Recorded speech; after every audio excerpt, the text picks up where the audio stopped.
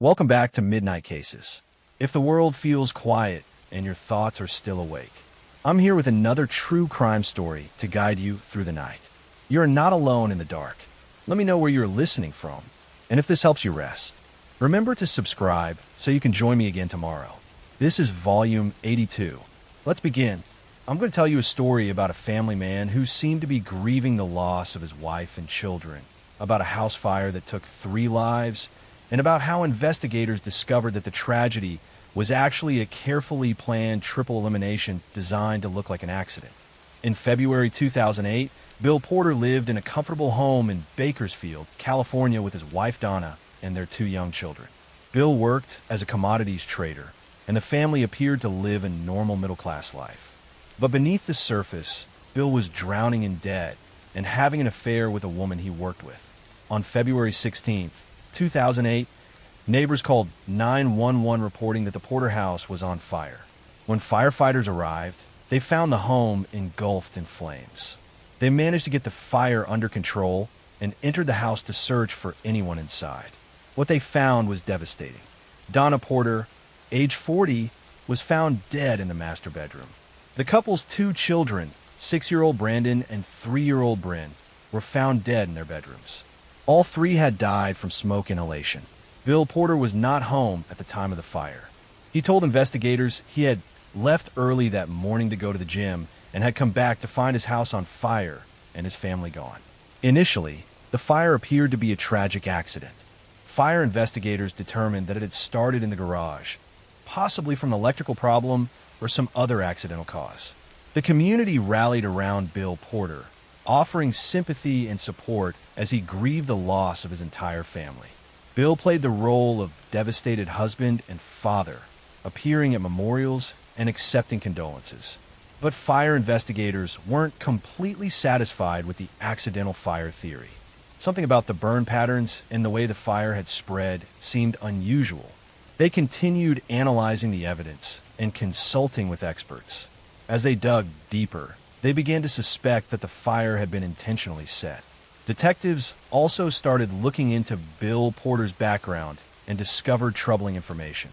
Bill was having an affair with a co-worker and had been for some time. He and Donna had been having serious marital problems. Most significantly, Bill was in severe financial trouble. He had lost huge amounts of money through bad investments and was facing potential bankruptcy. Investigators discovered that Bill had taken out large life insurance policies on Donna and the children shortly before the fire. If their deaths were ruled accidental, Bill stood to collect over $1 million in insurance money. The combination of the affair, the financial problems, and the insurance policies gave Bill a clear motive. As the investigation intensified, fire experts determined that accelerants had been used to start and spread the fire. The fire had not been an accident, but had been deliberately set in multiple locations throughout the house to ensure it would spread quickly. The person who set the fire had wanted to make sure the house burned fast, giving the victims no chance to escape. Even more disturbing, the autopsy results revealed something horrifying. Donna and the 2 children had not simply died from smoke inhalation as initially thought. They had been given fatal doses of sleeping medication before the fire started. Bill had drugged his wife and children to make sure they would be unconscious when the fire started, ensuring they wouldn't wake up and escape. Bill Porter was arrested in March 2008 and charged with 3 counts of first-degree ending of life and arson. The evidence against him was overwhelming. He had purchased the sleeping medication. He had taken out the insurance policies. He had set the fire using accelerants. And he had the motive, getting rid of his family to collect insurance money and be free to continue his affair. Bill's trial began in 2009. The prosecution presented the forensic evidence showing the fire had been deliberately set, the toxicology reports showing the victims had been drugged, and the financial evidence showing Bill's desperate need for money. They also presented testimony from Bill's mistress, who said Bill had talked about wanting to be free of his marriage. The defense tried to argue that Bill had been framed or that someone else might have set the fire. They suggested that perhaps Donna had been depressed and had taken her own life along with the children, though this theory made no sense given the evidence of arson and premeditation. The defense couldn't adequately explain the insurance policies the accelerants, or the sleeping medication. In November 2009, Bill Porter was found guilty on all counts. The jury deliberated for just a few hours before reaching their verdict. Bill showed little emotion as the verdict was read, maintaining the cold demeanor he had displayed throughout the trial. He was sentenced to death and sent to San Quentin State Prison in California. During the sentencing phase, Donna's family gave emotional victim impact statements. They described Donna as a loving mother who had dedicated her life to her children. Brandon had been a first grader who loved baseball. Bryn had been a joyful 3-year-old who was excited about everything. The family talked about the unimaginable pain of losing all 3 of them at once and the horror of learning they had been taken by Bill. The case highlighted how someone can hide murderous intentions behind a mask of normalcy. Bill Porter had seemed like a regular father and husband to neighbors and acquaintances. No one suspected that he was capable of drugging his own children and setting his house on fire with his family inside. The financial pressure in the affair had pushed him to commit the unthinkable. Bill Porter remains on death row in California, where he has been for over 15 years. California has not executed anyone since 2006, and Bill will likely spend the rest of his life in prison regardless of his death sentence. He has maintained his innocence in interviews, claiming he was wrongly convicted, but the evidence against him remains overwhelming. Donna, Brandon, and Bryn Porter should have had many more years together as a family. The children should have grown up, gone to school, made friends, and had all the experiences of childhood. Donna should have watched her children grow and should have had the chance to leave an unhappy marriage and build a new life. Instead, all 3 were taken by someone who saw them as obstacles to his desires rather than as human beings he was supposed to love and protect. The case serves as a reminder that financial desperation and selfish desires can drive people to commit horrific acts against their own families, and that sometimes the person you trust most is actually the greatest danger. Next story. I'm going to tell you a story about a popular football star who had everything going for him, about a semi-professional player found shot to death in an industrial park, and about how a promising NFL career ended with a conviction that shocked the sports world and left many questions unanswered. In June 2013, 27-year-old Odin Lloyd was a semi-professional football player living in Boston, Massachusetts. He played for the Boston Bandits and worked part-time at a landscaping company. Odin was dating Shania Jenkins, whose sister Shiana was in a relationship with New England Patriots tight end Aaron Hernandez. Through this connection, Odin and Aaron had become friends and would occasionally hang out together. On June 17, 2013, Odin went out with Aaron Hernandez and 2 of Aaron's friends. Security cameras captured Odin getting into a car with the 3 men around 2:30 in the morning. That was the last time anyone saw Odin alive. Hours later, a jogger discovered Odin's body in an industrial park about a mile from Aaron Hernandez's home in North Attleboro, Massachusetts. Odin had been shot multiple times. Police immediately began investigating, and the evidence quickly pointed toward Aaron Hernandez. Surveillance footage showed Aaron's car leaving his home with Odin and returning shortly before the time Odin was killed. Aaron's home security system had been deliberately destroyed, with a hard drive smashed, suggesting someone was trying to hide evidence. Shell casings found at the murder scene matched ammunition found at Aaron's home. Within days, police arrested Aaron Hernandez and charged him with first-degree ending of Odin Lloyd's life. The arrest sent shockwaves through the NFL. Aaron was a rising star with the New England Patriots, who had just signed a $40 million contract extension.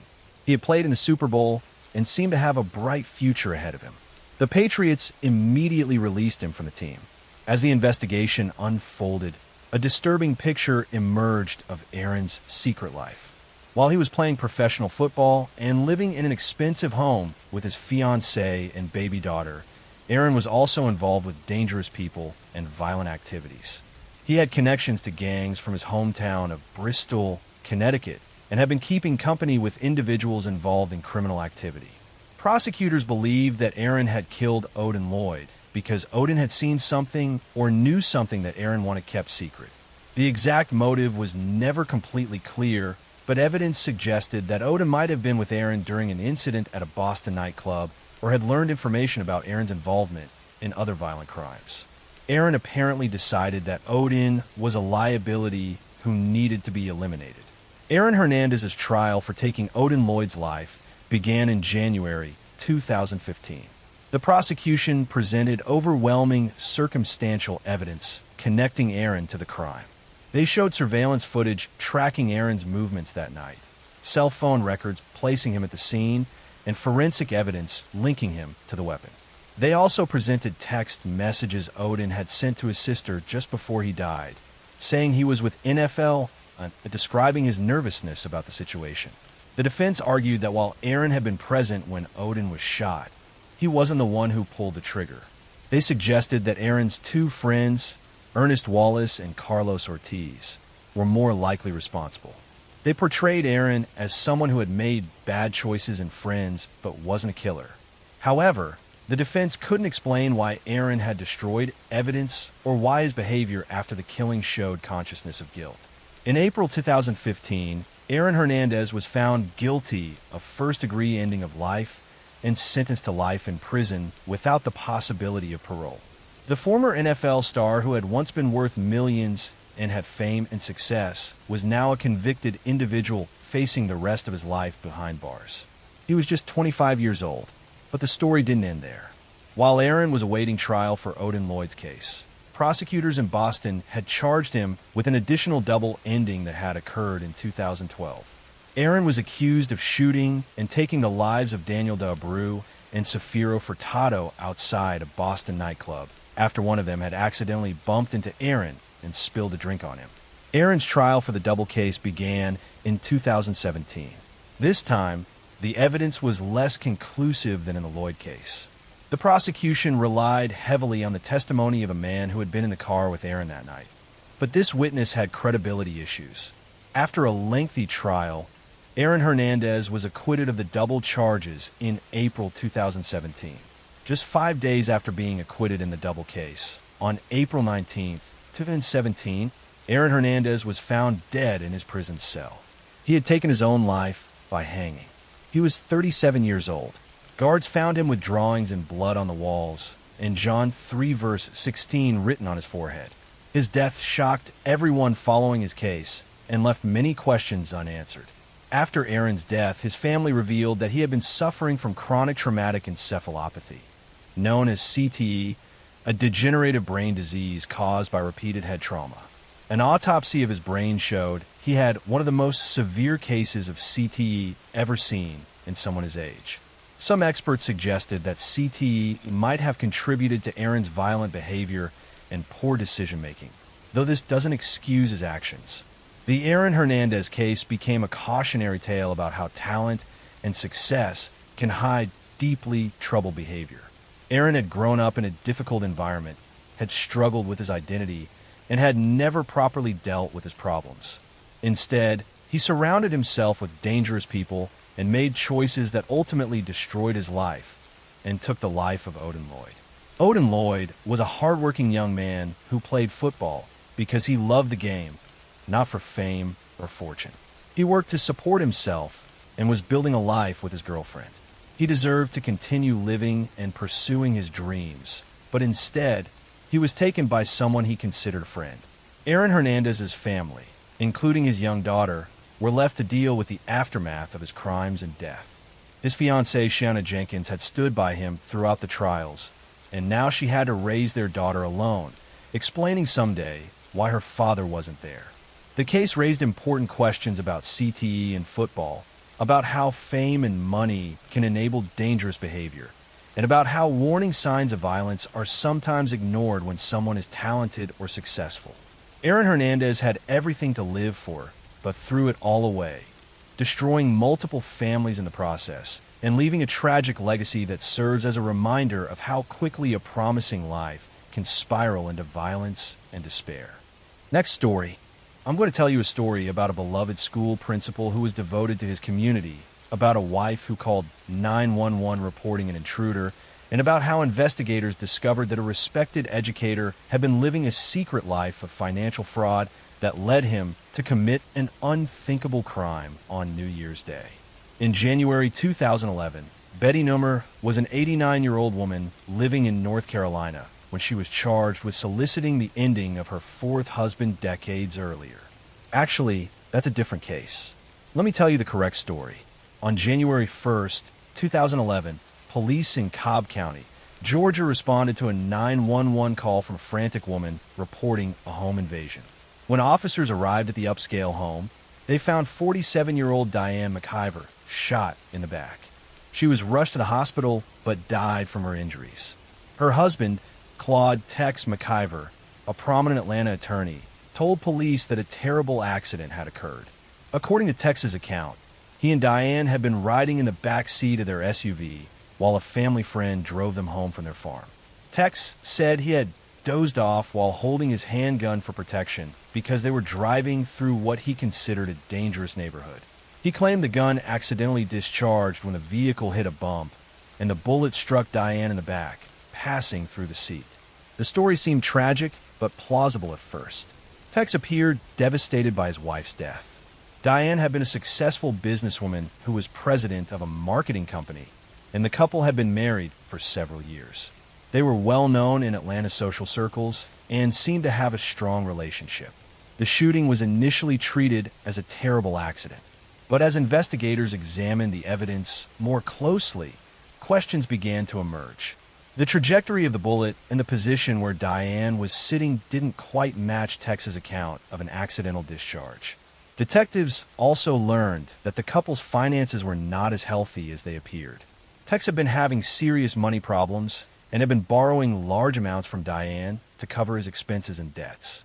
Investigators discovered that Tex stood to inherit a substantial amount of money from Diane's estate if she died. Diane had significant assets, including property and business interests worth millions of dollars. Tex was the beneficiary of her estate, and her death would solve all his financial problems. The supposed accident was beginning to look like something more deliberate. Police also learned that Tex had waited a surprisingly long time to call 911 after Diane was shot. Instead of immediately calling for help, he had the driver take them to a hospital that was farther away than other closer emergency rooms. The delay and the choice of hospital raised questions about whether Tex had been trying to ensure Diane wouldn't survive or had been stalling for some reason. In September 2016, nearly 2 years after Diane's death, Tex McIver was arrested and charged with felony murder and other crimes related to Diane's shooting.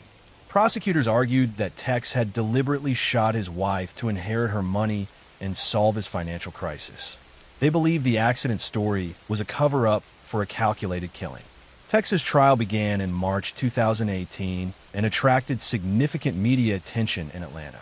The prosecution presented evidence about Tex's financial problems and his motive to inherit Diane's wealth. They brought in ballistics experts who testified that the shooting could not have happened the way Tex described. They presented testimony from the driver who had been in the vehicle that night, who described Tex's behavior as suspicious. The defense maintained that the shooting was a tragic accident.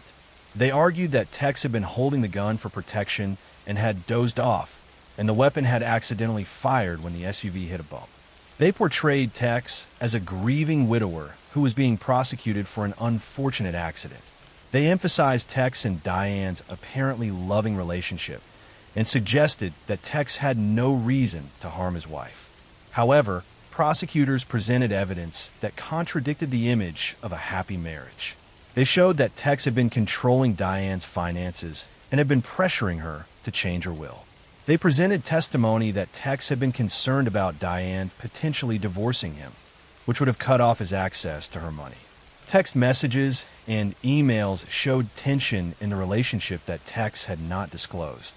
The trial revealed that after Diane's death, Tex had acted quickly to access her assets. He had made financial moves that suggested he had been planning for her death and knew exactly what he wanted to do with her money once she was gone. This behavior was inconsistent with someone who had just lost his wife in a tragic accident. In April 2018, after deliberating for several days, the jury found Tex McIver guilty of felony murder, meaning they believed he had killed Diane while committing another felony, though they didn't find him guilty of malice murder, which would have required proof that he had specifically intended to kill her. He was also convicted of possession of a firearm during the commission of a felony and influencing witnesses. The judge sentenced Tex McIver to life in prison. Because of the felony murder conviction, he would be eligible for parole after 30 years, which meant he would be in his 90s before he could potentially be released. Tex maintained his innocence throughout the proceedings and continued to insist the shooting had been an accident. Diane McIver's family and friends were relieved by the conviction, though nothing could bring Diane back. They described Diane as a successful, generous woman who had worked hard to build her business and her life. They believed Tex had taken advantage of Diane's trust and success, and when he found himself in financial trouble, he had decided to solve his problems by ending her life and inheriting her wealth. The case highlighted how financial motives can drive people to commit terrible crimes against those closest to them. Tex McIver had been a respected attorney with a good reputation, but behind that respectable facade, he was drowning in debt and saw his wife's death as a solution to his problems. Rather than be honest about his financial situation or accept the consequences of his poor decisions, he chose to take Diane's life. Tex McIver remains in prison, serving his life sentence. He has filed appeals arguing that his trial was unfair and that the conviction should be overturned, but so far those appeals have been unsuccessful. Diane McIver's memory lives on through the business she built and the people whose lives she touched during her 64 years. She deserved to enjoy the success she had earned and to live out her life on her own terms. But instead, her life was cut short by someone who valued money more than the woman who had supported him for years. Next story. I'm going to tell you a story about a young woman who was excited to start her new life in a big city, about an apartment building that became a hunting ground, and about how a maintenance worker used his keys and his knowledge of when tenants would be home alone to commit a series of terrifying attacks that left a community in fear. In the summer of 2015, Ashley Manta was a 23-year-old woman who had just moved into a nice apartment complex in Arlington, Virginia, just outside Washington, D.C. She was starting a new job and was excited about her independence.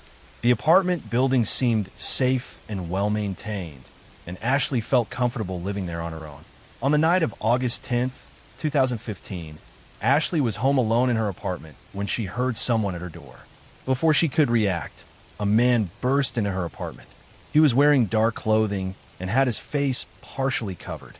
The intruder attacked Ashley, and despite her attempts to fight back, he overpowered her and assaulted her. After the attack, he fled the apartment, leaving Ashley traumatized and terrified. Ashley immediately called police and reported the assault. Officers responded quickly and began investigating. Ashley gave them a description of her attacker, though she hadn't been able to see his face clearly. Detectives processed the crime scene for evidence and interviewed neighbors to see if anyone had seen or heard anything suspicious. But there were no obvious leads about who had attacked Ashley or how he had gotten into her apartment. Then, just 2 weeks later, on August 24th, 2015, another woman in the same apartment complex was attacked in a nearly identical manner. A man had entered her apartment and assaulted her before fleeing. The second victim also reported that the attacker seemed to know the layout of her apartment and had gotten inside without any signs of forced entry, as if he had a key. The two attacks in the same building within such a short time period were clearly connected. Police realized they were dealing with a serial predator who was specifically targeting women in this apartment complex. Detectives began looking at everyone who had access to the building, including maintenance workers, security staff, and anyone else who might have keys to the apartments. The investigation focused on the apartment complex's maintenance staff because the attacker seemed to have keys and detailed knowledge of the building's layout. One maintenance worker who drew particular attention was 30-year-old Devin Burgess. Burgess had worked at the complex for several months and had access to all the apartments.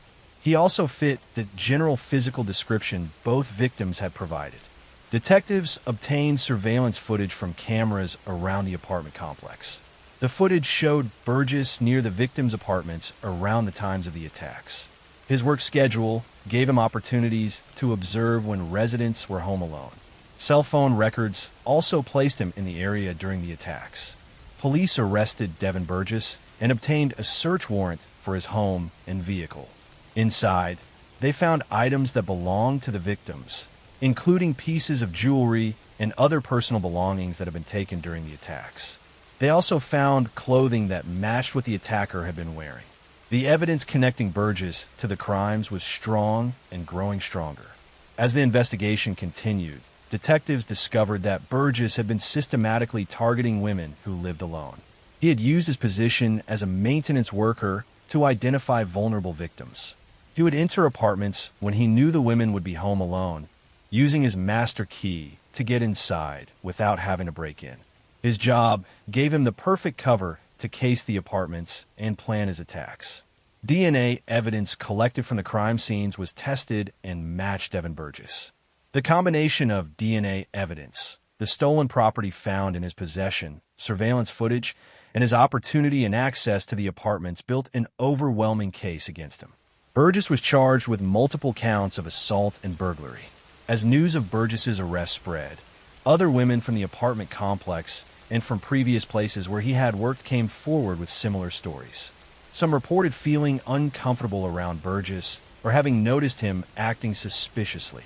Others reported items missing from their apartments or signs that someone had been inside when they weren't home. The full scope of his predatory behavior was beginning to emerge. Devin Burgess's trial began in 2016. The prosecution presented the DNA evidence, the stolen items found in his possession, and testimony from the victims about their terrifying ordeals. The victims described the lasting trauma of being attacked in their own homes, the one place where they should have felt safe. They talked about no longer feeling secure in their apartments and the difficulty of trusting anyone after the attacks. The defense tried to argue that the evidence was circumstantial and that Burgess's access to the apartments as a maintenance worker didn't prove he had committed the assaults. However, the DNA evidence was conclusive, and the stolen property found in his home was impossible to explain away. The jury found the evidence overwhelming. In 2017, Devin Burgess was convicted on all charges related to the attacks on Ashley and the other victim. He was sentenced to multiple life sentences plus additional years for burglary and other charges. The judge noted the particularly predatory nature of his crimes, using his position of trust to identify and attack vulnerable women in their own homes. Burgess will spend the rest of his life in prison. The case led to changes in how apartment complexes screen and monitor their maintenance staff. Many properties implemented policies requiring background checks and systems to track when and why maintenance workers enter individual apartments. The attacks highlighted the vulnerability people face when maintenance workers, who necessarily have access to private living spaces, abuse that trust.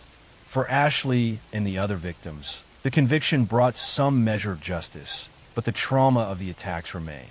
Being assaulted in your own home violates a fundamental sense of safety and security. The knowledge that the attacker was someone who had legitimate access to the building and had been watching and planning made the violation even worse. Ashley has spoken publicly about her experience, hoping to raise awareness about the importance of security measures in apartment buildings and the need for residents to trust their instincts if something feels wrong. She has worked to help other assault survivors and has advocated for stronger tenant protections. Devin Burgess used his position as a maintenance worker to terrorize women who trusted that the people working in their building were there to help them, not hurt them. His crimes serve as a reminder that predators can hide behind any uniform or position of authority, and that vigilance and strong security protocols are essential in multi-unit housing where so many people have access to private spaces. Next story. I'm going to tell you a story about a fitness instructor who seemed to have a perfect life, about a husband who came home to find his wife dead after what appeared to be a burglary, and about how a small-town case became a national obsession when investigators discovered that the grieving widower was actually a cold-blooded killer who had staged an elaborate crime scene. In November 2019, Kelsey Barrett was a 29-year-old flight instructor and mother living in Woodland Park, Colorado. She shared custody of her 1-year-old daughter with her fiancé, Patrick Frazee, who lived on a ranch nearby. On Thanksgiving Day, 2019, Kelsey was last seen on surveillance footage at a grocery store with her daughter. After that day, she vanished without a trace. Kelsey's family reported her missing when they couldn't reach her, and she failed to show up for work. Patrick Frazee told investigators that Kelsey had dropped off their daughter at his ranch on Thanksgiving and that he hadn't seen her since. He claimed Kelsey had sent him text messages days later, saying she wouldn't be coming back and that she needed space. But Kelsey's family didn't believe she would abandon her daughter or her job without explanation. Police began investigating and made a disturbing discovery. Kelsey's cell phone had pinged off towers in Idaho, hundreds of miles from her home, in the days after she disappeared. But no one had actually seen Kelsey. Meanwhile, Patrick Frazee seemed unusually calm about his fiance's disappearance and wasn't actively searching for her or pleading for her return. As detectives dug deeper, they uncovered a key witness, Crystal Lee, a woman from Idaho who had been having an affair with Patrick Frazee. Crystal came forward with shocking information. She told police that Patrick had asked her multiple times to take Kelsey's life, offering different plans and methods. She claimed she had refused each time, but Patrick had eventually carried out the plan himself. According to Crystal's testimony, Patrick had called her on Thanksgiving Day, 2019, and told her he had taken Kelsey's life at Kelsey's townhouse. He asked Crystal to drive from Idaho to Colorado to help him clean up the crime scene. Crystal admitted she had done so, spending hours helping Patrick clean the townhouse to eliminate evidence. She also admitted taking Kelsey's phone to Idaho and sending text messages from it to make it appear Kelsey was still alive. Patrick Frazee was arrested in December 2019 and charged with first-degree ending of Kelsey Barrett's life. Prosecutors believe Patrick had attacked and beaten Kelsey to death with a baseball bat in her townhouse while their daughter was in another room. He then enlisted Crystal's help to cover up the crime, dispose of Kelsey's body, and create the false narrative that Kelsey had run away. The prosecution's case relied heavily on Crystal Lee's testimony, which made some people skeptical since she had participated in the cover-up. However, forensic evidence supported her account. Investigators found traces of Kelsey's blood in her townhouse despite Patrick's extensive cleaning efforts. They also found evidence that Patrick had burned something on his property shortly after Kelsey disappeared, and testing revealed human remains in the burn pile. Patrick's trial began in November 2019. The prosecution painted a picture of a man who wanted to be free of his relationship with Kelsey and the responsibilities of co-parenting. They argued that Patrick saw Kelsey as an obstacle and decided to eliminate her rather than go through a custody battle. They presented Crystal's testimony along with the forensic evidence and phone records showing Patrick's movements on the day Kelsey disappeared. Crystal Lee testified in detail about Patrick's request for her to harm Kelsey and about what happened after he killed Kelsey himself. She described going to Kelsey's townhouse and finding evidence of violence everywhere. She admitted helping clean blood from the walls and floor and taking garbage bags full of evidence. She said Patrick had told her he planned to burn Kelsey's body. The defense tried to discredit Crystal's testimony, arguing that she was actually the one who had killed Kelsey and was blaming Patrick to avoid responsibility. They portrayed Crystal as jealous and obsessed with Patrick, suggesting she had eliminated her romantic rival. However, the physical evidence and Patrick's own suspicious behavior undermined this theory. Prosecutors presented testimony about Patrick's controlling and abusive behavior toward Kelsey. Friends testified that Kelsey had been planning to end the relationship and was concerned about Patrick's temper. Text messages showed tension between the couple over custody arrangements and Patrick's resistance to Kelsey's involvement in decisions about their daughter. The most damning evidence was the forensic analysis of Kelsey's townhouse. Despite the extensive cleaning, luminol testing revealed massive amounts of blood throughout the bathroom. The blood spatter patterns indicated a violent beating had occurred. DNA testing confirmed it was Kelsey's blood. The amount of blood found made it clear that whoever had been injured in that bathroom could not have survived. In November 2019, after just a few hours of deliberation, the jury found Patrick Frazee guilty of first-degree ending of Kelsey Barrett's life.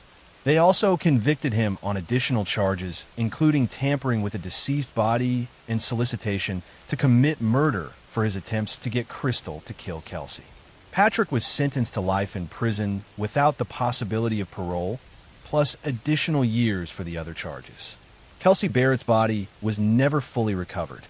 The remains found in the burn pile on Patrick's property were too damaged to make a complete identification.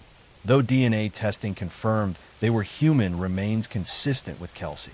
Patrick has never revealed where he disposed of Kelsey's body, leaving her family without the closure of being able to properly lay her to rest. Crystal Lee pleaded guilty to tampering with evidence for her role in cleaning up the crime scene and was sentenced to 3 years in prison. Many people felt her sentence was too lenient given her extensive involvement in covering up the crime, but prosecutors needed her testimony to convict Patrick, and the plea deal was part of securing her cooperation. Kelsey's family was awarded custody of her daughter, who was just a toddler when her mother was taken from her. They have worked to preserve Kelsey's memory for the little girl and to ensure she knows how much her mother loved her. Kelsey was a skilled pilot who loved flying and had worked hard to build her career. She was a devoted mother who put her daughter first in everything she did. Patrick Frazee showed no remorse during his trial or sentencing. He maintains his innocence despite the overwhelming evidence against him. He will spend the rest of his life in prison for taking the life of the mother of his child, destroying his daughter's chance to grow up with her mother, and devastating 2 families with his selfish and violent actions. Next story, I'm going to tell you a story about a loving grandmother who opened her door to someone she trusted, about a small Texas town shaken by a brutal crime, and about how investigators used modern forensic technology to finally solve a murder that had haunted a community for nearly 3 decades. In March 1991, 72-year-old Johnny Ferrier was a beloved grandmother living in the small town of Palo Alto in East Texas. She was active in her community and known for her kindness and generosity. Johnny lived alone in a modest home and was comfortable there, feeling safe in the tight-knit community where everyone knew each other. On March 24th, 1991, Johnny's daughter went to check on her mother and made a horrifying discovery. Johnny had been brutally attacked in her own home. She had been beaten and stabbed multiple times. The level of violence was shocking, especially in such a quiet town where serious crimes were rare. Johnny was rushed to the hospital but died from her injuries. Police investigated the crime scene and found that there was no sign of forced entry. This suggested that Johnny had known her attacker and had willingly let them into her home. Items appeared to be missing from the house, indicating robbery might have been a motive, but the extreme violence suggested something more personal. The brutality of the attack seemed excessive for a simple burglary. Investigators interviewed neighbors and family members, trying to establish who might have visited Johnny that day. They processed the crime scene for fingerprints and other evidence. Despite their efforts, the case quickly went cold. There were no solid leads, no witnesses who had seen anyone suspicious, and the forensic technology available in 1991 was limited. Johnny's family was left without answers or justice. For nearly 30 years, the case remained unsolved. Johnny's family never gave up hope that someday her killer would be found, but as decades passed, it seemed increasingly unlikely. The investigators who had originally worked the case retired, and new generations of law enforcement took their place. But the file on Johnny Ferrier's murder remained open. Then in 2019, detectives decided to take another look at the cold case using modern forensic technology that hadn't existed in 1991. They retrieved evidence that had been carefully preserved from the crime scene, including items that might contain DNA. Advances in DNA testing now allowed scientists to extract and analyze genetic material from evidence that would have been useless decades earlier. The DNA testing revealed a profile that could be entered into national databases, but there was no match to anyone in the criminal DNA database. The case seemed to have hit another dead end. However, investigators decided to try a relatively new technique: forensic genetic genealogy, the same method that had been used to catch the Golden State Killer. Detectives uploaded the DNA profile to public genealogy databases where people voluntarily submit their DNA to find relatives and learn about their ancestry. The DNA from Johnny's crime scene matched several distant relatives. Investigators then used traditional genealogy research to build family trees and narrow down potential suspects. The genetic genealogy work led investigators to a man named James Frazier, who had lived in the Palo Alto area in 1991. Frazier was now in his 60s and had moved away from the area years earlier. Detectives began surveilling Frazier and eventually obtained a DNA sample from him by collecting items he had discarded. When that DNA was compared to the evidence from Johnny's murder, it was a match. Police arrested James Frazier in November 2019 and charged him with taking Johnny Ferrier's life. After nearly 29 years, Johnny's family finally had answers about who had attacked their mother and grandmother. The arrest brought a mix of relief and renewed grief as they processed the fact that justice had taken so long. As investigators dug into Frazier's background, they discovered he had known Johnny and had done odd jobs for her in the past. This explained why there was no forced entry. Johnny had trusted Frazier and let him into her home, not knowing he intended to rob and harm her. The violence suggested that when Johnny resisted or recognized him, Frazier had attacked her to eliminate a witness. Frazier had lived in the community for years after Johnny's murder before eventually moving away. He had never been a prime suspect in the original investigation, possibly because his connection to Johnny had seemed too casual to warrant deep scrutiny, or perhaps because he had managed to deflect attention. For nearly 3 decades, he had lived his life knowing what he had done, but believing he had gotten away with it. Frazier's trial took place in 2021. The prosecution presented the DNA evidence that definitively placed him at the crime scene. They also presented testimony about his relationship with Johnny and his opportunity to commit the crime. The defense tried to argue that the DNA evidence alone didn't prove Frazier had committed violence, only that he had been in Johnny's home at some point, which he could have been legitimately as someone who did work for her. However, the prosecution pointed out that Frazier had never come forward during the investigation to say he had been at Johnny's house or might have left DNA there. His silence for 3 decades, combined with the DNA evidence and the violent nature of the crime, painted a clear picture of guilt. The jury agreed. In 2021, James Frazier was convicted of taking Johnny Ferrier's life. He was sentenced to life in prison, ensuring he would spend his remaining years behind bars for what he had done. The conviction came 30 years after the crime, but for Johnny's family, it finally brought a sense of closure and justice. Johnny Ferrier's daughter, who had been the one to discover her mother's body all those years ago, was able to attend the trial and see her mother's killer convicted. She spoke about the decades of wondering who had taken her mother's life and the relief of finally knowing. While nothing could bring Johnny back, the family found some peace in knowing the person responsible had been held accountable. The case demonstrated the power of advances in forensic science and the importance of preserving evidence from unsolved crimes. The DNA that solved Johnny's case had been sitting in storage for 3 decades, waiting for technology to advance enough to be useful. Without that preserved evidence, and without the development of genetic genealogy techniques, James Frazier would likely have never been caught. Johnny Ferrier was a kind woman who had opened her door to someone she thought she could trust. She had been generous with her time and had hired James Frazier to help with work around her home. Instead of being grateful for her kindness, Frazier had betrayed that trust in the most violent way possible. Johnny deserved to live out her remaining years surrounded by the family who loved her, but instead her life was stolen by someone who valued a few material possessions more than human life. The case serves as a reminder that cold cases are never truly closed, and that advances in technology can bring justice even decades after a crime. For families of victims in unsolved cases, Johnny Ferrier's story offers hope that answers may still come, even after many years of waiting. Next story, I'm going to tell you a story about a young mother who disappeared after dropping her son off at daycare, about a husband who seemed desperate to find his missing wife, and about how investigators discovered that a seemingly devoted family man had been living a double life that led him to commit an unspeakable crime.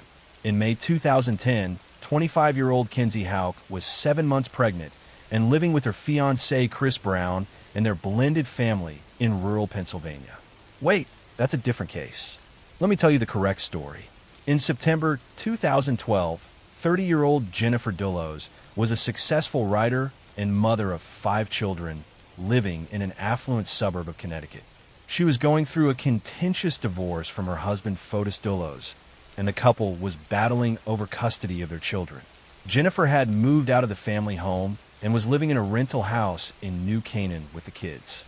On the morning of May 24, 2019, Jennifer dropped her children off at school and returned home. That was the last time anyone saw her alive. When Jennifer failed to pick up her children from school that afternoon, friends immediately knew something was wrong. Jennifer was an extremely devoted mother who would never miss picking up her kids. Police were called, and a missing person investigation began. Officers went to Jennifer's home and found her car parked in the garage. Inside the house, they discovered signs of a violent struggle. There was blood evidence throughout the garage and house, with attempts having been made to clean it up. The amount of blood suggested that whoever had been injured was unlikely to have survived. Jennifer's phone and purse were missing, but her car was there, indicating she hadn't left voluntarily. Police immediately suspected foul play and began investigating. The contentious divorce and custody battle made Jennifer's estranged husband Fotis Dullos an obvious person of interest. Fotis was a luxury home builder who had been struggling financially. The divorce was costing him money, and Jennifer had been asking for sole custody of their 5 children. Fotis had a clear motive if Jennifer was out of the way. Investigators began tracking Fotis's movements on the day Jennifer disappeared. Surveillance footage from around New Canaan showed a vehicle matching Fotis's truck in Jennifer's neighborhood around the time she would have returned home from school drop-off.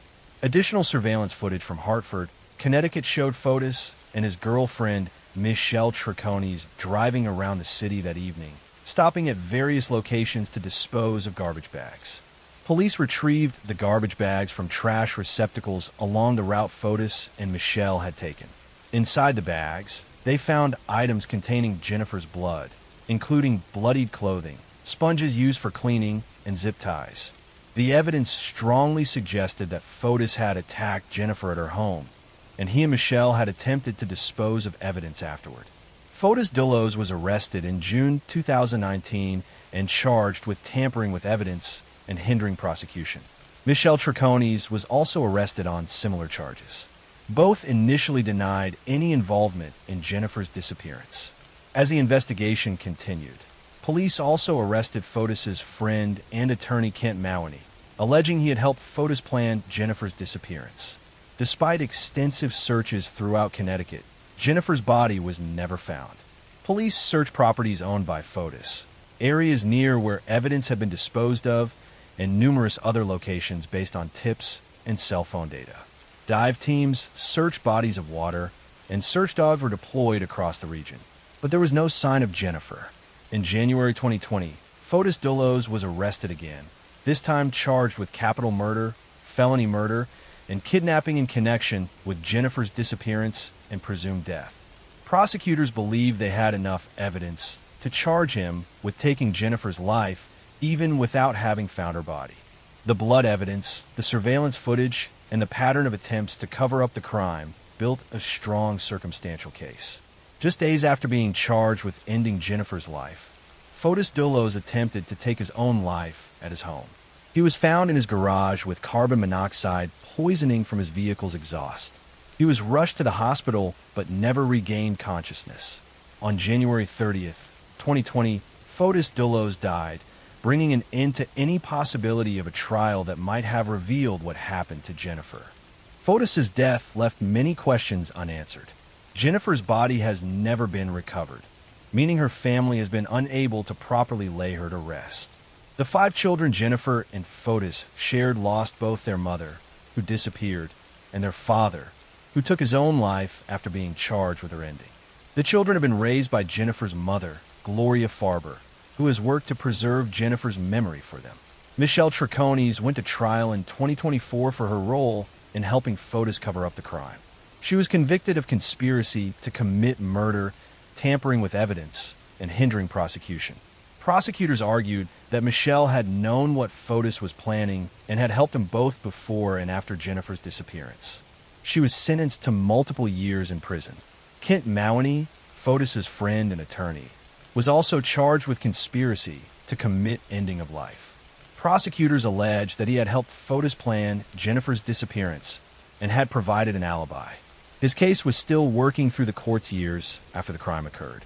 The evidence suggests that on the morning of May 24th, 2019, Fotis was lying in wait at Jennifer's home when she returned from dropping the children at school. He attacked her in the garage, taking her life in a violent assault. He then disposed of her body in a location that has never been found, despite years of searching. The cleanup attempts and evidence disposal show planning and consciousness of guilt. Jennifer Dullos was a devoted mother who put her children first in everything she did. She had been working on a book and pursuing her passion for writing while raising 5 kids. She had found the courage to leave a difficult marriage and was fighting for custody of her children because she believed it was best for them. She deserved to continue being a mother to her kids and see them grow up, but instead her life was stolen by someone who saw her as an obstacle. The case highlighted the dangers that women face during divorce proceedings, particularly when custody and finances are being contested. Jennifer had expressed fears for her safety in court documents related to the divorce, but those fears hadn't been enough to protect her. Her disappearance left 5 children without either parent and left a community searching for answers about what happened to a woman who simply wanted to protect her kids. Jennifer's family continues to search for her remains, hoping that someday they will be able to bring her home and give her a proper burial. They have established a foundation in her name to support victims of domestic violence and help ensure that other families don't suffer the same tragedy. Jennifer's legacy lives on through her children and through the awareness her case has brought to the dangers of domestic violence and contentious divorce situations. Next story. I'm going to tell you a story about a teenage girl who was walking home from a party, about a security camera that captured a figure following her in the darkness, and about how a case that seemed impossible to solve was finally cracked when investigators found DNA evidence on a piece of clothing that had been discarded years earlier. In February 2013, 17-year-old Brittany Drexel left her home in Rochester, New York to go on spring break to Myrtle Beach, South Carolina with friends. Her mother Dawn had told Brittany she couldn't go on the trip, but Brittany went anyway without permission. She arrived in Myrtle Beach on April 22, 2009, and was staying at a hotel with friends, excited to enjoy the beach and the freedom of spring break. On the evening of April 25, 2009, Brittany left her hotel to walk to another hotel about a mile away to visit a friend. Security cameras at the hotel captured her leaving around 8 o'clock that evening. She was wearing shorts and a t-shirt, carrying her purse, and texting on her phone. Brittany told her boyfriend back in New York that she was walking between hotels and would call him later. That was the last time anyone heard from her. When Brittany didn't return to her hotel or respond to calls and texts, her friends initially thought she might have stayed with someone else. But when she missed her flight home to New York and still wasn't responding to anyone, they realized something was seriously wrong. Brittany's mother Dawn reported her missing, and police in both New York and South Carolina began investigating. Investigators tracked Brittany's cell phone and found that it had pinged off towers moving south from Myrtle Beach toward Georgetown, South Carolina, about 60 miles away. The phone then went dead, never to be used again. This suggested Brittany had either been taken somewhere against her will or had gotten into a vehicle that took her away from the Myrtle Beach area. Police reviewed surveillance footage from hotels and businesses along Ocean Boulevard in Myrtle Beach, the main strip where Brittany had been walking. The footage showed Brittany leaving one hotel and walking alone toward her destination. Then, in footage from outside another hotel, a dark-colored SUV could be seen in the area around the time Brittany would have been walking past.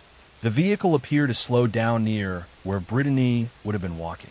Despite this lead and extensive searches throughout the area, Brittany vanished without a trace. Her disappearance became a high-profile case with regular media coverage and massive search efforts. Dawn Drexel never gave up looking for her daughter, making countless trips to South Carolina to search and keep attention on the case. She appeared on television shows and distributed thousands of flyers, desperate for any information. For 13 years, the case remained unsolved. Various theories emerged, including rumors about human trafficking and gang involvement, but nothing was ever substantiated. Tips came in regularly, but none led to finding Brittany or determining what had happened to her. Dawn lived in agony, not knowing if her daughter was alive or dead, unable to move forward or find closure. Then in May 2022, a major breakthrough occurred.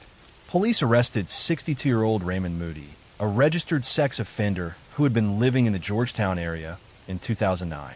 Moody had actually been questioned early in the investigation, but had denied any involvement. Now, 13 years later, investigators had developed evidence connecting him to Brittany's disappearance. During interrogation, Raymond Moody confessed to taking Brittany Drexel's life. According to his confession, he had been driving through Myrtle Beach on the night of April 25, 2009, when he saw Brittany walking alone. He approached her and through some means got her into his vehicle, then drove her to his property in Georgetown County. He admitted to strangling Brittany and then burying her body in a wooded area. Following Moody's confession, he led investigators to a location in Georgetown County where he said he had buried Brittany. Cadaver dogs and ground-penetrating radar confirmed the presence of human remains. Excavation of the site revealed skeletal remains that were later positively identified through dental records as Brittany Drexel. After 13 years, Brittany had finally been found. The discovery brought Dawn Drexel both relief and renewed grief. She finally knew what had happened to her daughter and could bring Brittany home for a proper burial. But learning the details of how Brittany had died and that she had been so close by all those years was devastating. Dawn had traveled to South Carolina countless times searching for Brittany, never knowing her daughter was buried in the area she had been searching. Raymond Moody was charged with kidnapping and taking Brittany's life. He pleaded guilty to both charges in October 2022 to avoid a potential death penalty. He was sentenced to life in prison without the possibility of parole. During the court proceedings, Dawn Drexel gave a powerful victim impact statement, telling Moody that he had not just taken her daughter's life, but had tortured her family for 13 years by hiding what he had done. The investigation revealed that Moody had a long history of violence against women. He had previous convictions, including an incident where he had kidnapped and assaulted a woman in California in 1983. He had been required to register as a sex offender and had been living in South Carolina at the time of Brittany's disappearance. Questions arose about why someone with Moody's violent history hadn't been more thoroughly investigated earlier. Brittany Drexel was a teenager who made a typical teenage decision to defy her mother and go on spring break with friends. She should have been able to walk between hotels safely and return home with stories about her trip. Instead, she encountered Raymond Moody, a predator who saw a young woman walking alone as an opportunity to commit violence. The case highlighted the dangers young people face during spring break and other travel situations where they may be in unfamiliar locations without adequate supervision. Brittany's decision to walk alone at night in an area she didn't know well put her at risk, though nothing she did justified what happened to her. Dawn Drexel has spoken about the importance of young people staying together in groups, maintaining contact with family, and being aware of their surroundings. She has also worked to raise awareness about predators like Moody and the need for better tracking of sex offenders. Brittany's case has become a cautionary tale about the real dangers that exist and the importance of making safe choices. Raymond Moody remains in prison where he will spend the rest of his life. He robbed Brittany of her future and her family of 13 years of knowing what had happened to her. Brittany never got to graduate from high school, go to college, or experience all the things she should have had ahead of her. Her life ended at 17 at the hands of a monster who chose to prey on a vulnerable young woman walking alone. Next story.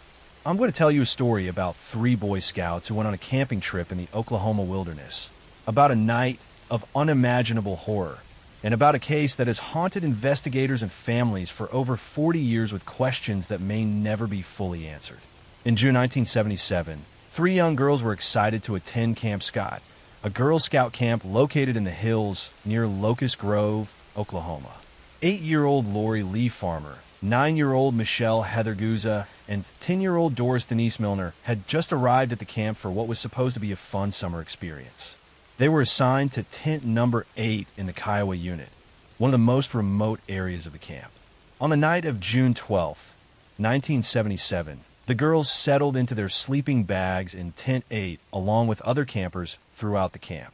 The counselors made their rounds, checking on the girls before heading to their own tents. Everything seemed normal and peaceful as the camp settled down for the night. But sometime during the dark hours, something terrible happened. The next morning, on June 13th, a camp counselor walking to the showers made a horrifying discovery. She found the bodies of Lori, Michelle, and Doris along a trail leading to the showers. All three girls had been attacked and taken from their tent during the night. They had been assaulted and beaten. The scene was brutal and shocking, especially in the context of what was supposed to be a safe summer camp environment. Police were called immediately, and Camp Scott was evacuated. Parents rushed to pick up their daughters, many learning about the tragedy only when they arrived. The peaceful Girl Scout camp had become a crime scene, and investigators from multiple agencies descended on the remote location to try to piece together what had happened. Evidence at the scene suggested that someone had entered the camp from outside and specifically targeted Tent 8. Items belonging to the girls were found scattered along the path where their bodies were discovered. Investigators also found a flashlight and other items that appeared to belong to the perpetrator. Most disturbing was evidence that suggested the attacker had been inside the tent and had carried or led the girls away before attacking them. Police quickly focused their investigation on a local man named Gene Leroy Hart. Hart was a Cherokee man who had escaped from prison years earlier, where he had been serving time for previous violent crimes. He was familiar with the area around Camp Scott and had been living as a fugitive in the woods.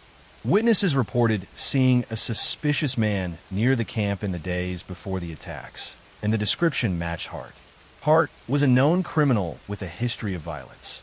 He had been convicted of kidnapping and assaulting 2 pregnant women in 1966 and had escaped from prison in 1973.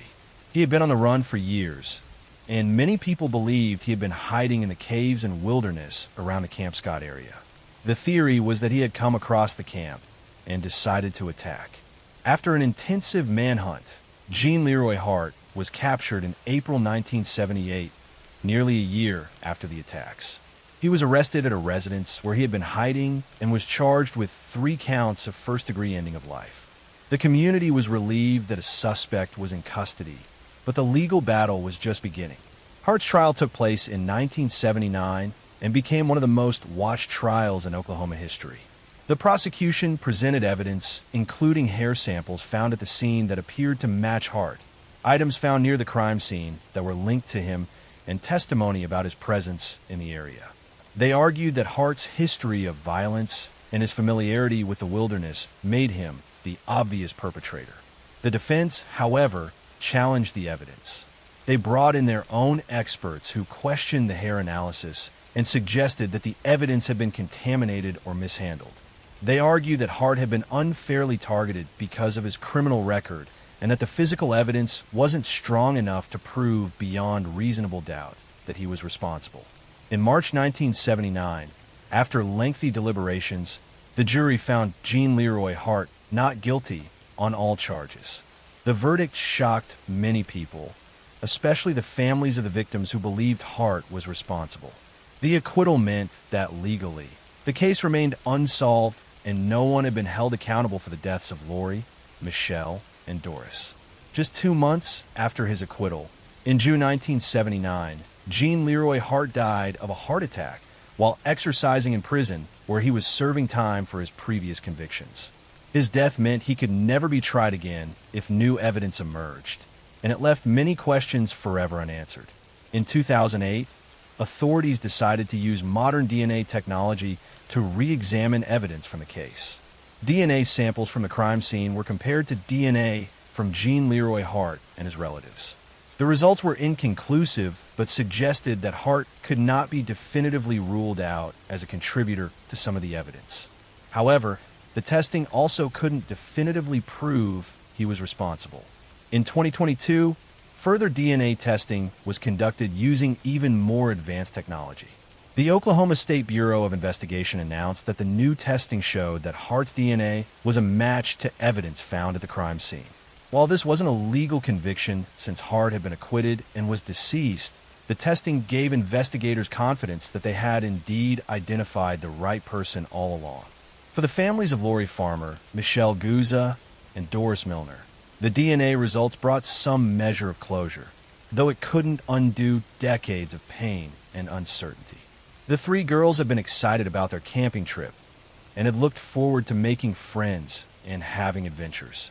Instead, they encountered evil in a place that should have been safe. Camp Scott never reopened after the attacks. The property was eventually sold, and the camp structures were demolished. The site stands as a reminder of the tragedy that occurred there and the three young lives that were stolen on that June night in 1977. The case of the Girl Scout murders remains one of Oklahoma's most notorious unsolved cases in the eyes of many, despite the DNA evidence pointing to Hart. Because he was acquitted in court and died shortly after, there was never legal resolution. The case highlighted failures in camp security and led to changes in how overnight camps protect children in their care.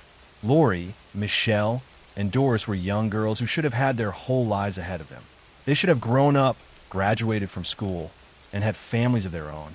Instead, their lives ended on a camping trip that was supposed to be filled with joy and adventure. A tragic reminder that evil can strike even in the most innocent of settings. Next story. I'm going to tell you a story about a charming young man who seemed to have a bright future, about a series of brutal attacks that terrorized California in the 1970s and 80s, and about how one of the most prolific serial killers in American history was finally caught decades later through a revolutionary use of DNA technology. For over 40 years, a serial predator known by various names terrorized California. He started as the Visalia ransacker, became the East Area Predator, then the original Night Stalker, and was eventually called the Golden State Killer. But behind all these names was one man, Joseph James DeAngelo, a former police officer who used his knowledge of law enforcement to evade capture for decades. The crimes began in 1974 in Visalia, California, where a series of strange break-ins occurred. The intruder would enter homes, ransack them, but often steal only small items of little value. Sometimes he would take photographs or personal items that seemed to have no monetary worth. The pattern was unusual and unsettling. Then in 1975, the Visalia ransacker shot and ended the life of a man who confronted him during a burglary attempt. After that incident, the ransackings in Visalia stopped. But in 1976, a new series of crimes began in Sacramento and spread throughout Northern California. An intruder would break into homes in the middle of the night, often targeting couples. He would shine a flashlight in the faces of sleeping victims, waking them in terror. He would tie up the male victim, often placing dishes on his back and threatening that if he heard the dishes rattle, he would harm the female victim. The attacks were brutal and methodical. The perpetrator clearly planned his crimes carefully, often prowling neighborhoods for days or weeks before striking. He would make threatening phone calls to victims before and after attacks. Sometimes he would break into homes when no one was there, unlocking windows or doors to make future entry easier. His level of preparation was chilling. Between 1976 and 1986, the attacker committed at least 13 known cases of ending life, over 50 assaults, and more than 100 burglaries across California. He struck in Sacramento, Contra Costa County, the East Bay Area, and eventually Southern California. The crimes were connected through DNA evidence and similar patterns. But for years, investigators didn't realize they were dealing with one person operating across such a wide area. What made this perpetrator particularly terrifying was his unpredictability and his apparent enjoyment of psychological torture.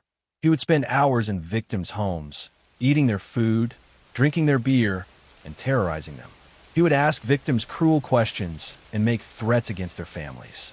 Sometimes he would sob or cry during attacks, leading some investigators to believe he might be mentally unstable.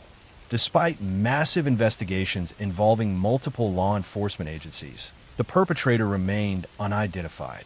He seemed to vanish in 1986 after his final known attack, and the case eventually went cold.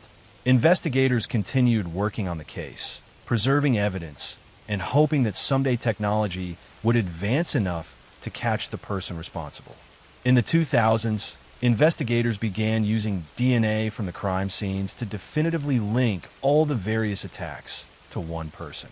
They realized the East Area Predator and the original Night Stalker were the same individual, and they started calling him the Golden State Killer. The DNA evidence proved the connection, but it didn't tell them who he was because his DNA wasn't in any criminal database. Then in 2018, investigators tried something revolutionary. They uploaded the DNA profile from the crime scenes to GEDmatch, a public genealogy database where people upload their DNA results to find relatives. They weren't looking for an exact match, but for relatives of the perpetrator who might have uploaded their DNA for genealogy purposes. The strategy worked. Investigators found distant relatives of the Golden State Killer through the database. Using traditional genealogy research, they built family trees and narrowed down potential suspects. This led them to Joseph James D'Angelo, a 72-year-old former police officer living in Sacramento County. Investigators began surveilling D'Angelo and eventually collected his DNA from items he had discarded. When they tested that DNA against the crime scene evidence, it was a match. On April 24, 2018, Joseph James D'Angelo was arrested at his home in Citrus Heights, California. The arrest shocked the nation and brought closure to families who had waited decades for answers. D'Angelo had been a police officer in Exeter and Auburn, California, during the time he was committing many of his crimes. He had used his law enforcement knowledge to evade capture, understanding how police investigated crimes and what evidence to avoid leaving. He had been fired from the Auburn Police Department in 1979 for shoplifting, but no one had connected him to the series of attacks happening in the area. After leaving law enforcement, D'Angelo worked at a grocery store distribution center until his retirement. He lived a seemingly normal life with his wife and children. Neighbors described him as an odd, sometimes angry man who would yell at people, but no one suspected he was capable of such horrific crimes. His family was shocked by his arrest.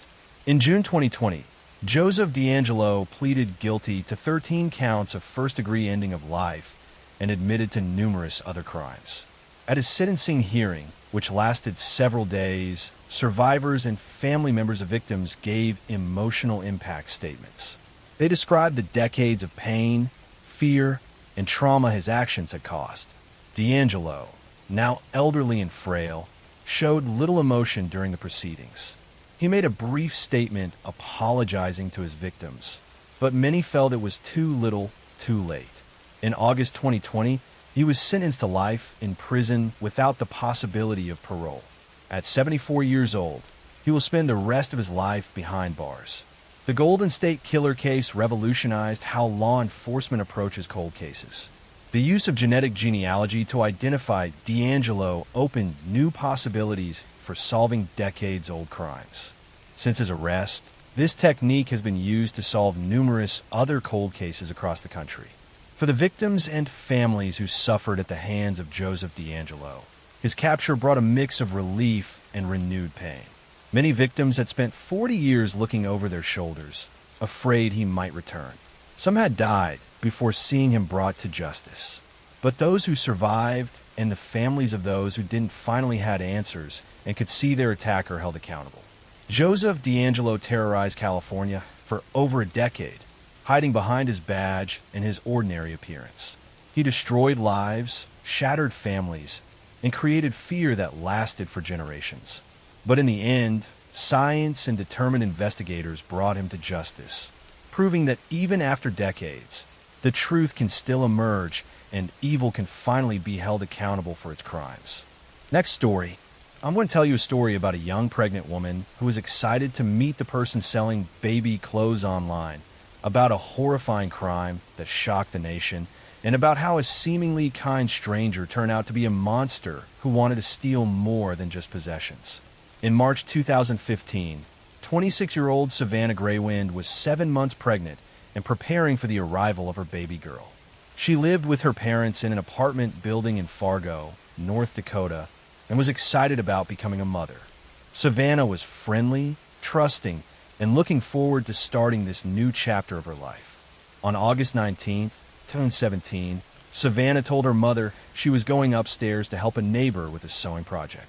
The neighbor was Brooke Cruz, a 38-year-old woman who lived in the apartment directly above the Graywind family.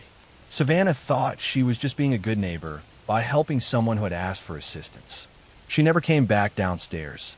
When Savannah didn't return after a reasonable amount of time, her family became worried. Her mother, Norberta, went upstairs to check on her, but received no answer when she knocked on Brooke Cruz's door. Hours passed, and Savannah still hadn't returned.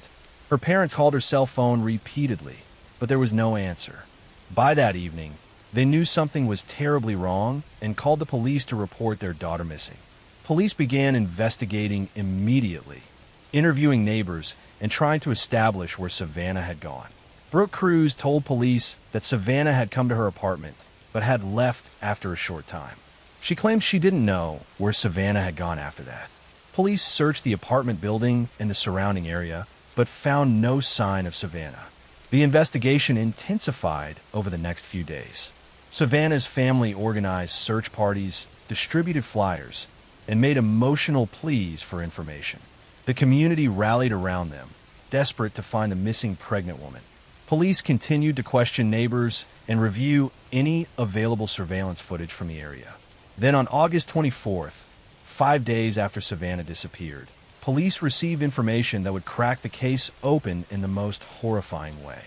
Brooke Cruz's boyfriend, William Hone, was seen carrying what appeared to be a suspicious package wrapped in a blanket down to a car. A witness reported seeing this strange behavior, and police decided to check on Brooke and William once more. When officers entered the apartment, they found something shocking. There was a newborn baby in the apartment. Brooke claimed the baby was hers, saying she had just given birth.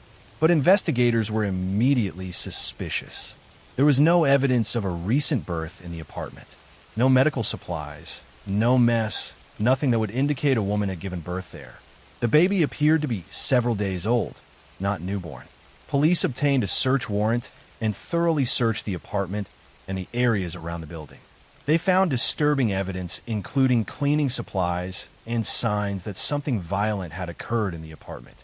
Most devastating of all, they discovered evidence that led them to the Red River, which flows through Fargo.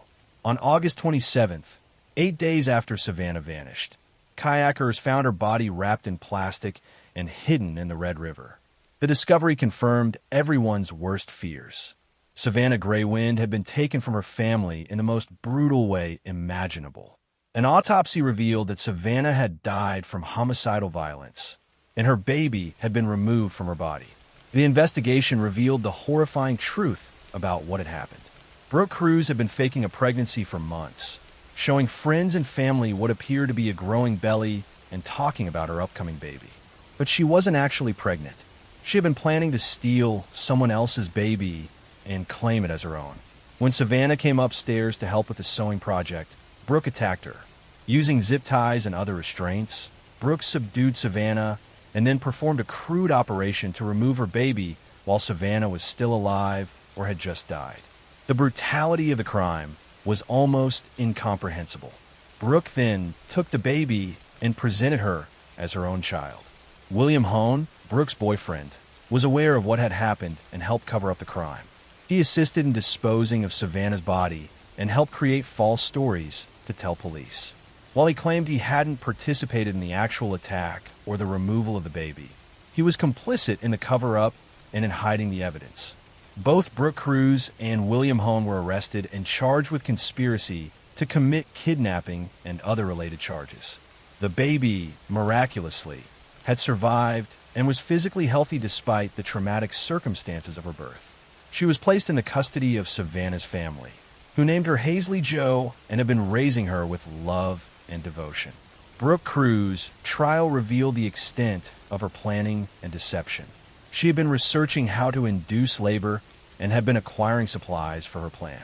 She had told elaborate lies to friends and family about her pregnancy, even posting ultrasound images online that weren't hers. When she realized she couldn't maintain the deception any longer, she targeted Savannah, someone vulnerable and trusting who lived in the same building.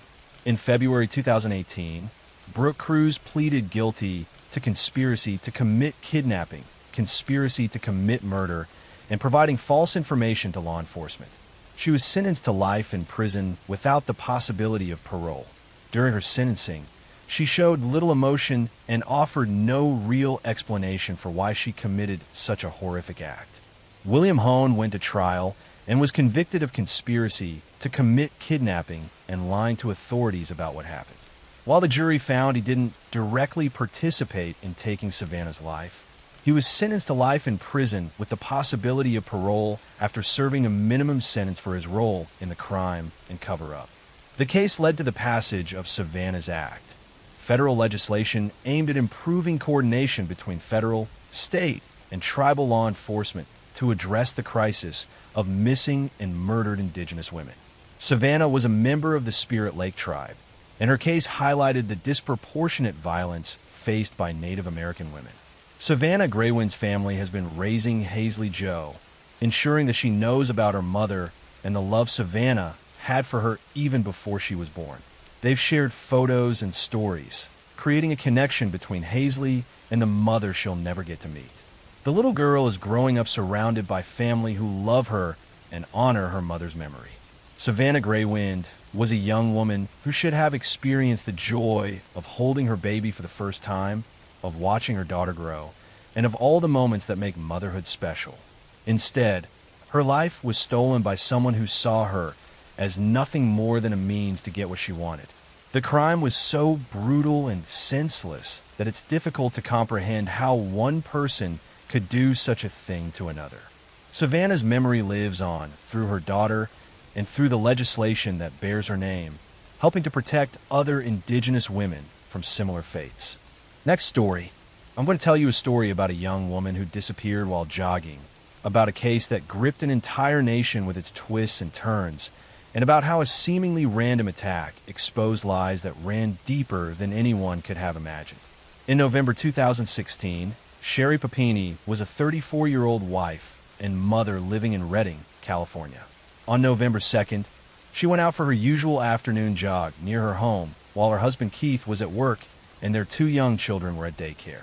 When Keith came home that evening, Sherry wasn't there. Her phone was found along the jogging trail with strands of her hair tangled in the earbuds. Her disappearance set off a massive search effort. Keith Papini made emotional public pleas for his wife's safe return. He described Sherry as a devoted mother who would never voluntarily leave her children. Search parties combed the area where she had been jogging. Police investigated whether she had been abducted or if something else had happened. The case received national media attention, with many people following the story and hoping for Sherry's safe return. On Thanksgiving morning, November 24th, 2016, 3 weeks after she vanished, Sherry Papini suddenly reappeared. She was found on the side of a highway about 150 miles from her home, bound with chains and with a bag over her head. A passing motorist spotted her and called police. She was rushed to the hospital where doctors found she had lost weight, had bruises and burns on her body, and appeared traumatized. Sherry told police an incredible story. She claimed that 2 Hispanic women had abducted her while she was jogging.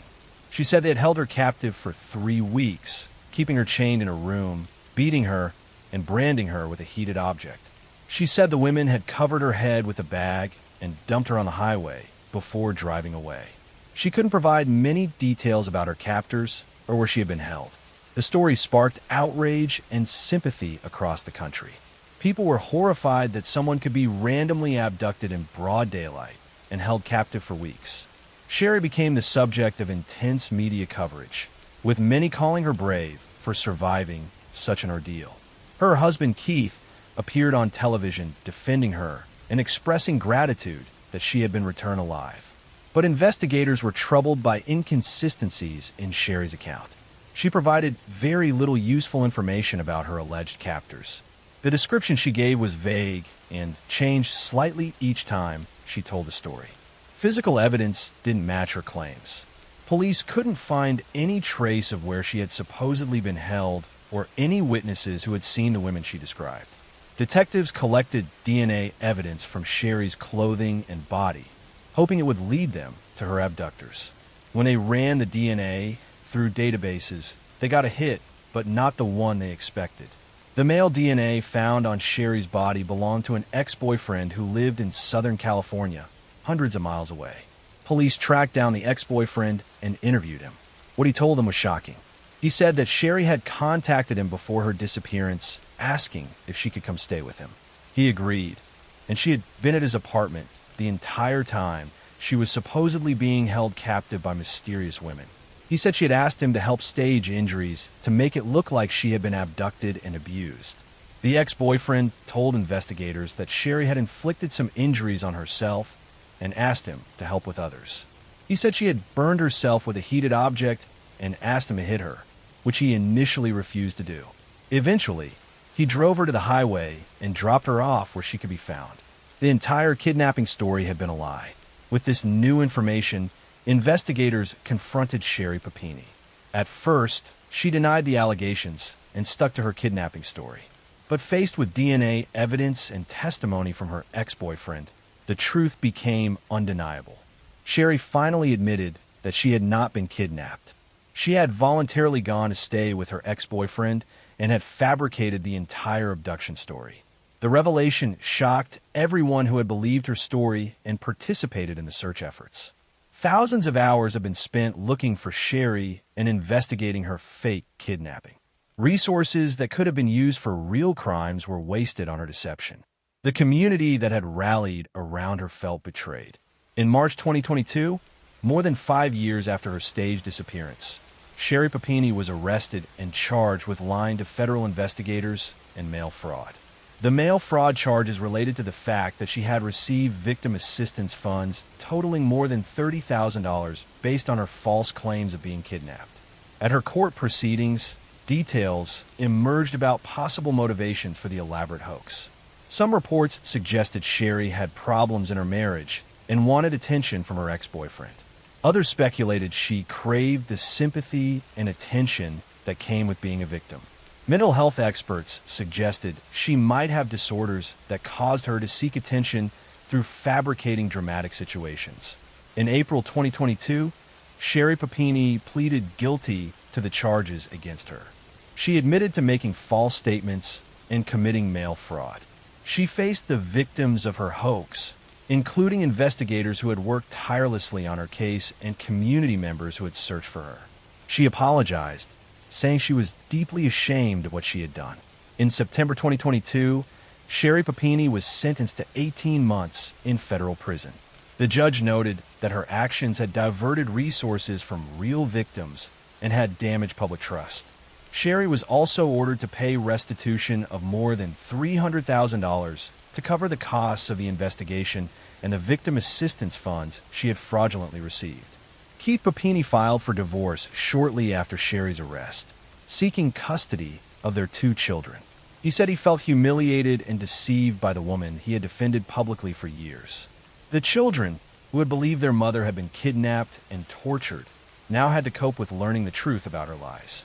The case became infamous as an example of how someone could fabricate an entire crime and deceive not just their family, but law enforcement and the entire nation. Sherry Papini had staged an elaborate hoax that caused immense pain and wasted countless resources.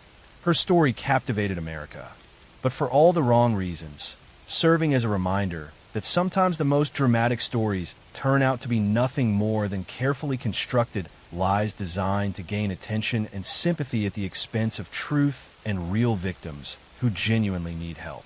Next story. I'm going to tell you a story about a pregnant woman who vanished on her way to work, about a small Texas town that rallied to search for her, and about how a trusted family friend turned out to be responsible for an unspeakable crime that shattered two families forever. In December 2002, 19-year-old Michelle Warner was 7 months pregnant and excited about becoming a mother. She lived in Bay City, Texas, a small town where everyone knew each other. Michelle worked at a local restaurant and was known for being friendly, hardworking, and responsible. She had her whole life ahead of her, preparing for the arrival of her baby. On December 13, 2002, Michelle left her apartment to drive to work for her shift at the restaurant. She never arrived. Her car was found abandoned on the side of a rural road with the keys still in the ignition and her purse inside. There were no signs of struggle, but Michelle had simply vanished. Her family immediately knew something was terribly wrong because Michelle would never just abandon her car and disappear, especially while pregnant. The community of Bay City mobilized immediately. Hundreds of volunteers searched fields, ditches, and wooded areas looking for any sign of Michelle. Her family appeared on local news pleading for information. Police investigated everyone in Michelle's life, looking for anyone who might have wanted to harm her or had the opportunity to make her disappear. One person who seemed particularly helpful during the search was Lisa Underwood, a woman who knew Michelle's family. Lisa joined search parties and expressed deep concern about finding Michelle. She seemed like a caring community member who wanted to help. But investigators would soon discover that Lisa Underwood was hiding a terrible secret. As police dug deeper, they learned that Lisa's husband had been having an affair with Michelle Warner.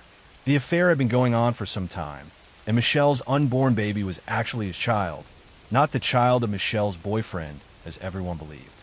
Lisa had discovered the affair and was consumed with rage and jealousy. Investigators focused on Lisa Underwood, and evidence began to point in her direction.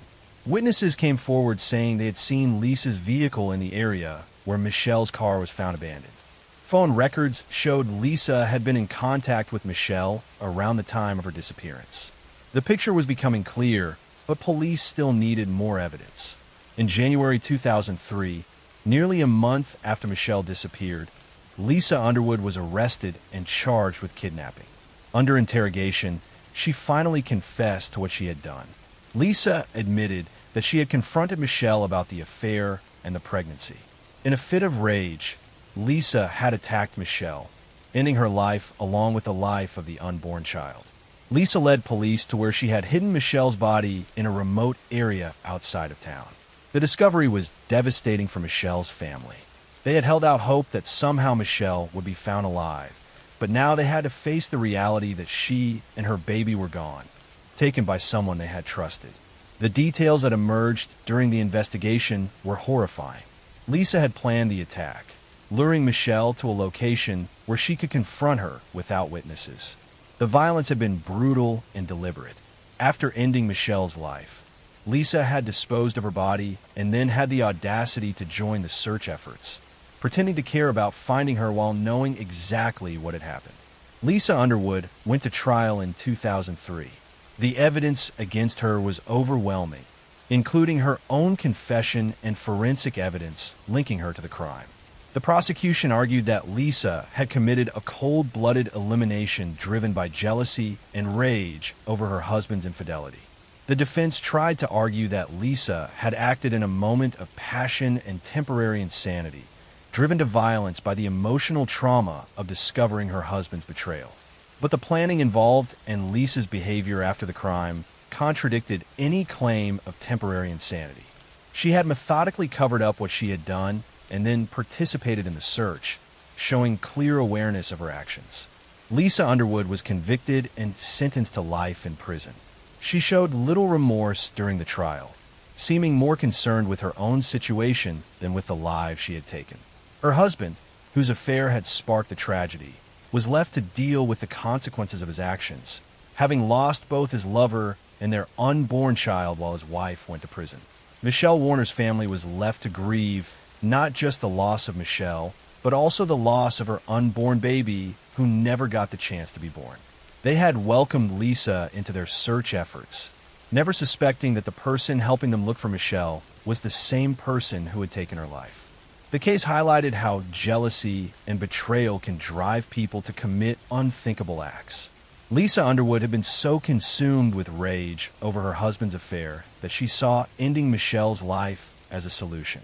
She didn't just take one life, but two, destroying multiple families in the process. Michelle was remembered by her family and friends as a kind young woman who was excited about becoming a mother. She had made mistakes in her relationship choices, but she didn't deserve what happened to her. Her family continues to honor her memory and the memory of the grandchild they never got to meet. Lisa Underwood remains in prison serving her life sentence. The small town of Bay City, Texas, was forever changed by the tragedy. A reminder that sometimes the people who seem most helpful and trustworthy can be hiding the darkest secrets. Michelle Warner's story serves as a tragic example of how infidelity, jealousy, and rage can escalate into violence that destroys innocent lives and leaves lasting scars on everyone involved. This is the end of Volume 82. Thank you for spending another late night with me. If sleep is still just out of reach, the gentle rain will stay and calm the room for you now. And if these stories help you rest, subscribe so you never face the night alone. Good night, until Volume 83.